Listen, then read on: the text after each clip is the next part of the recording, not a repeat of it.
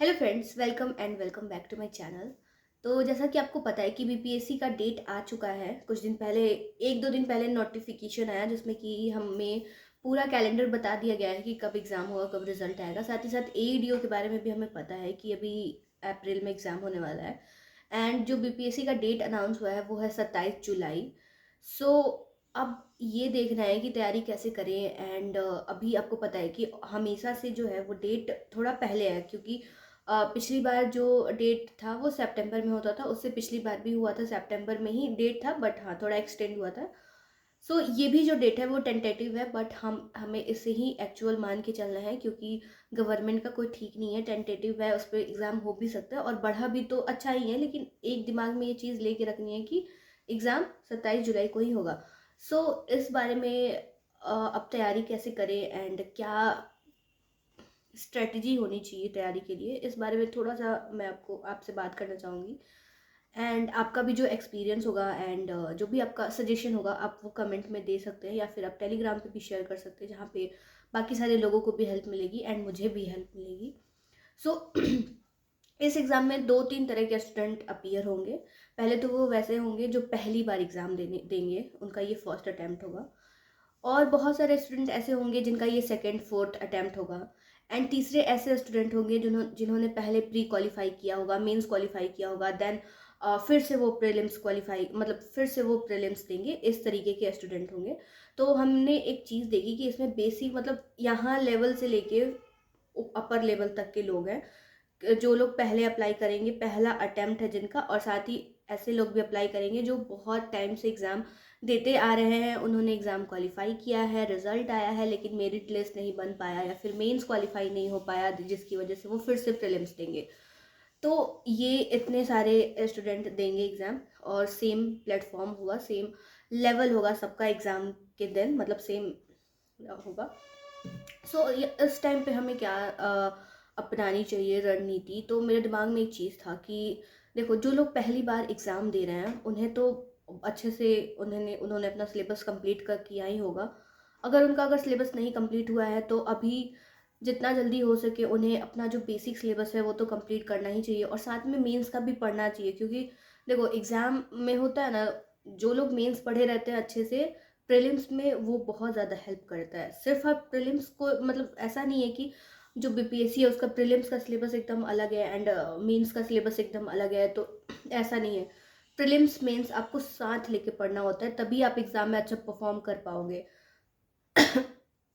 तो इसीलिए अगर आप तैयारी कर रहे हैं तो अभी आपको मेंस ओरिएंटेड भी पढ़ना ज़रूरी है, मेंस का सिलेबस भी पढ़ना ज़रूरी है, ताकि आप अगर एग्ज़ाम देने जाओगे तो आपको वो चीज़ हेल्प करेगी ही करेगी।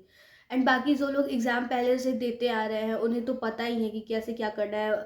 एंड उनके लिए एक चीज़ काम करेगा कि आप अपनी गलतियों पे वर्क करें, क्योंकि एग्ज़ाम क्वालिफाई नहीं होने के पीछे कोई ना कोई गलती रहती है जिसे हम आइडेंटिफाई नहीं कर पाते हैं। तो ऐसा लगता है कि हम तो सब सही कर रहे हैं, फिर भी एग्ज़ाम में नंबर्स क्यों नहीं आ रहे हैं एंड रिजल्ट क्यों नहीं हो रहा है। सो वहाँ पे ये चीज़ वर्क करेगा कि अगर आप अभी से ही अपनी गलतियों पे काम करोगे तो गलती होने का चांस कम रहेगा एंड रिजल्ट होने का चांस बहुत ही ज़्यादा रहेगा। और जो लोग पहली बार एग्ज़ाम देने वाले हैं उनके लिए ये ज़रूरी है कि वो अभी से ही तैयारी, मतलब अगर वो तैयारी कर रहे हैं तो बहुत अच्छी बात है। एंड अगर वो नहीं कर रहे हैं तो अभी से उनको अच्छे से तैयारी में लग जाना चाहिए, सिलेबस वगैरह पे काम करना चाहिए, सिलेबस देखना चाहिए, प्रीवियस ईयर पेपर देखना चाहिए। एंड देन उन्हें अपना जो है टेस्ट प्रैक्टिस भी करना चाहिए। अभी बहुत सारे कोचिंग का टेस्ट आएगा, तो उसमें आप ले लो टेस्ट, एंड टेस्ट दो, मतलब वीक में 2 बार दे सकते हो तो दो। एंड उसको एनालाइज करो। और जिनका सिलेबस कंप्लीट हो चुका है, उन्होंने प्रीलिम्स मेंस के लिए पूरे अच्छे से पढ़ लिया है, तो उनके लिए तो बस यही है कि आप टेस्ट दो, जितना दे सकते हो टेस्ट उतना टेस्ट दो, एनालाइज करो, ताकि आपको पता चले कि आपकी गलतियाँ कहाँ है, किस चैप्टर में, किस टॉपिक पे बहुत सारी गलती हो रही है जिसको ओवरकम करने की ज़रूरत है। एंड नेगेटिव मार्किंग को कैसे टैकल करना है, क्योंकि बहुत बार ऐसा होता है कि जो लोग बहुत अच्छे से पढ़े हैं वो बस नेगेटिव चीज़, मतलब नेगेटिव मार्किंग की वजह से उनका रिजल्ट नहीं हो पाता, क्योंकि लास्ट में जाके या फिर मतलब एग्ज़ाम के टाइम ऐसा लगता है कि ये भी क्वेश्चन पता है, डाउट में भी अगर हम लोग कलर कर देते हैं और वो गलत हो जाता है तो फिर मार्क्स कट जाता है। तो वहाँ पे ज़रूरत है कि कैसे टैकल करना है नेगेटिव मार्किंग को, क्योंकि इसमें भी बहुत ही ज़्यादा स्ट्रेटजी के थ्रू ही करना पड़ता है। क्योंकि अगर आप सारे क्वेश्चन को कलर कर दोगे या फिर मतलब वहाँ पे आपको देख के करना होता है, और ये चीज़ कैसे संभव होगा जब आप अभी से ही टेस्ट प्रैक्टिस करोगे, नेगेटिव मार्किंग को ध्यान में रखते हुए अपना जो टेस्ट है वो दोगे। टेस्ट को भी एग्ज़ाम की तरह ही लोगे, क्योंकि टेस्ट ही आपको बताएगा कि एग्ज़ाम में आपका क्या नंबर आने वाला है। सो इस चीज़ पे आप ध्यान दे सकते हैं। और जो लोग फर्स्ट टाइम देने वाले हैं तो वो भी अपना सिलेबस पे काम कीजिए।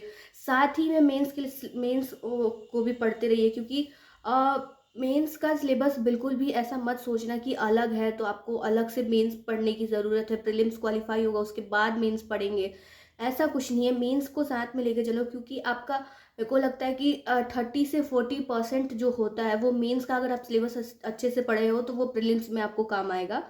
सो अभी आप मेंस को भी साथ में लेके चलो, अच्छे से प्रैक्टिस करो, टेस्ट प्रैक्टिस करो, एनसीईआरटी कंप्लीट करो, रिवाइज करो, एंड देन टेस्ट दो। टेस्ट के बाद एनालाइज करो ताकि आपको पता चले कि आपकी गलती कहाँ हो रही है, कौन सा आपका चैप्टर वीक है।